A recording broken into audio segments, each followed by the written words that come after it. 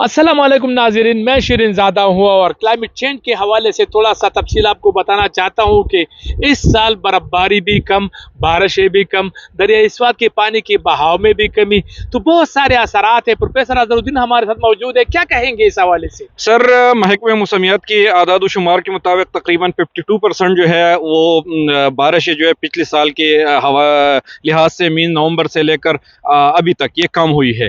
तो इसकी बेसिक वजह जो है यहाँ पर जंगलात का काटना, कार्बन और प्लास्टिक का ज़्यादा यूज़ करना और आबादी का बढ़ना, साथ साथ फॉरेस्ट डिग्रेडेशन, फॉरेस्ट फायर और ये ग्रीवल माइनिंग, ये चीज़ें हैं जो इसको कंट्रीब्यूट करते हैं। तो हमें सीरियसली इन चीज़ों पे काम करना चाहिए, नेशनल लेवल पे भी और इंटरनेशनली भी। मेरा रिक्वेस्ट है जितने भी इदारे क्लाइमेट चेंज पे काम कर रहे हैं कि वो इस इशू को सीरियसली, अदरवाइज इसके बहुत ज़्यादा ख़तरनाक नताइज जो है फ्यूचर में मुरतब हो सकती है सर। बिल्कुल, मैं आपसे ये भी शेयर कर दूं कि अगर हम जंगलात में देखें, मलम जबा जंगल अगर हम देखें तो वो कंक्रीट का एक महल्ला बना दिया गया है। वहाँ पर दरख्त काट रहे हैं और वहाँ पर होटल बन रहे हैं, रेस्ट हाउस बन रहे हैं।